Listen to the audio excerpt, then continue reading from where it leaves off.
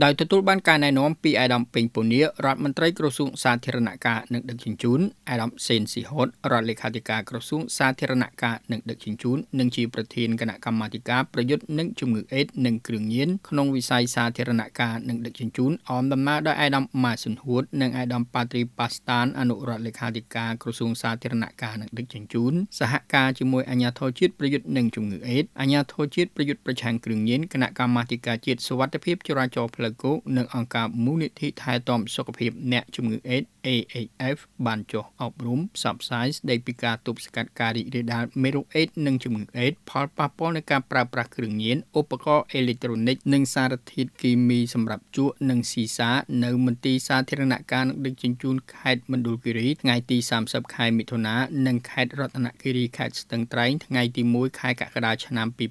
2026គោលបំណងនៃការចុះផ្សព្វផ្សាយនេះគឺធ្វើឡើងដើម្បីជាការក្រើនរំលឹកដល់មន្ត្រីរាជការបុគ្គលិកនិងកម្មករនិងអ្នកបើកបររថយន្តនៃខេត្តនីមួយៗក្នុងការចូលរួមការពារទប់ស្កាត់ការចម្លងមេរោគអេដស៍និងជំងឺអេដស៍ជៀសផុតពីការប្រើប្រាស់គ្រឿងញៀននិងជាការពញ្ញាក់ស្មារតីឲ្យមានការប្រុងប្រយ័ត្នបានខ្ពស់ចំពោះការធ្វើដំណើរទៅគ្រប់ទីកន្លែងមានស្មារតីទទួលខុសត្រូវរក្សាសុខសុវត្ថិភាពជាចំណែកក្នុងការចូលរួមកាត់បន្ថយគ្រោះថ្នាក់ចរាចរណ៍ទាំងអស់គ្នាអាដាមរដ្ឋលេខាធិការបានថ្លែងអំណរគុណនិងបាននាំនៅប្រសាសន៍ផ្ដាំផ្ញើសួរសុខទុក្ខពីអាដាមរដ្ឋមន្ត្រីពេញពូនីជូនដល់ថ្នាក់ដឹកនាំមន្ត្រីរាជការបុគ្គលិកនិងកម្មករនៅតាមមន្ទីរនីមួយៗដែលតែងតែខិតខំយកចិត្តទុកដាក់ក្នុងការបំពេញកិច្ចការងារអាដាមរដ្ឋលេខាធិការបានអំពាវនាវសូមឲ្យមានការចូលរួមគោរពអនុវត្តទាំងអស់គ្នាគឺត្រូវជៀសឲ្យឆ្ងាយពីគ្រឿងញៀនចូលរួមការពារទប់ស្កាត់ការចម្លងមេរោគអេដស៍និងជំងឺអេដស៍និងត្រូវគោរពច្បាប់ស្តីពីចរាចរណ៍ផ្លូវគោកគ្រប់គ្នា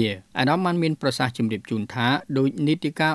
មុនដែរសម្រាប់នីតិកាលទី7នៃរដ្ឋសភានេះរាជរដ្ឋាភិបាលកម្ពុជាក្រោមការដឹកនាំប្រកបដោយភាពឈ្លាសវៃប៉ិនប្រសប់និងធម៌ពលរបស់សម្ដេចមហាបវរធិបតីហ៊ុនម៉ាណែតនាយករដ្ឋមន្ត្រីនៃព្រះរាជាណាចក្រកម្ពុជាបានបន្តយកចិត្តទុកដាក់ប្រយុទ្ធប្រឆាំងគ្រឿងញៀនខុសច្បាប់គឺជាអាទិភាពនយោបាយដ៏សំខាន់របស់ខ្លួនហើយរាជរដ្ឋាភិបាលក៏បានប្រកាសដាក់ចេញនៅបទបញ្ជាវិធានការស្តីពីការប្រយុទ្ធប្រឆាំងគ្រឿងញៀនខុសច្បាប់នៅតាមក្រសួងស្ថាប័ននិងរដ្ឋបាលថ្នាក់ក្រោមជាតិដ៏ម៉ឺងម៉ាត់ដែលឡាយតាក់ទងទៅនឹងបញ្ហាមេរោគអេដស៍ជំងឺអេដស៍អាដាមសេនស៊ីហតមានប្រសាសន៍បញ្ជាក់ថារាជរដ្ឋាភិបាលកម្ពុជានិងអាជ្ញាធរជាតិប្រយុទ្ធនឹងជំងឺអេដស៍ក៏បានខិតខំប្រឹងប្រែងយ៉ាងខ្លាំងក្លាក្នុងការប្រយុទ្ធនឹងការរីករាលដាលមេរោគអេដស៍និងជំងឺអេដស៍ដែលបានឆ្លើយតបទៅនឹងយុទ្ធសាស្ត្របញ្ញកោណហើយក៏បានគាំទ្រទៅនឹងផែនការយុទ្ធសាស្ត្រជាតិទូលំទូលាយនិងពហុវិស័យដែលឡែកក្រសួងសាធារណការនិងដឹកជញ្ជូនបានបង្កើតនៅផែនការប្រតិបត្តិសកម្មភាពការងារដោយមានការផ្តល់ផ្នែកបច្ចេកទេសពីអាជ្ញាធរជាតិប្រយុទ្ធនឹងជំងឺអេដស៍ក្នុងការផ្តល់ចំណេះ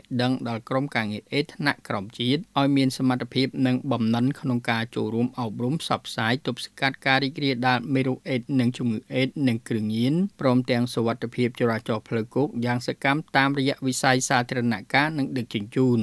បន្ទាប់ពីអង្គវិធីបានតាមដានស្វែងយល់ពីការធ្វើបទបង្ហាញស្ដីពីចំណេះដឹងមេរោគអេដស៍និងជំងឺអេដស៍និងគ្រឿងញៀនរួមមានការបញ្ជ្រាបការបង្ការផលប៉ះពាល់និងដំណោះស្រាយពីបញ្ហាប្រឈមពីវាគ្មិនអាដាមសេនស៊ីហតបានចូលរួមមតិយោបល់បូកសរុបលទ្ធផលនិងធ្វើការសំណូមពរក៏ដូចជាមានមតិផ្ដាំផ្ញើជូនមន្ត្រីរាជការនិងមន្ត្រីជាប់កិច្ចសន្យាមន្ត្រីទាំងអស់សូមជៀសវាងឲ្យឆ្ងាយពីគ្រឿងញៀនការពារខ្លួនជៀសឲ្យផុតពីមេរោគអេដស៍និងជំងឺអេដស៍ចូលរួមគោរពច្បាប់ចរាចរណ៍ពេលធ្វើដំណើរនិងការបំពេញតួនាទីការងាររបស់ខ្លួនឲ្យបានខ្ជាប់ខ្ជួនដើម្បីគ្រួសារជាតិនិងសង្គមរបស់យើង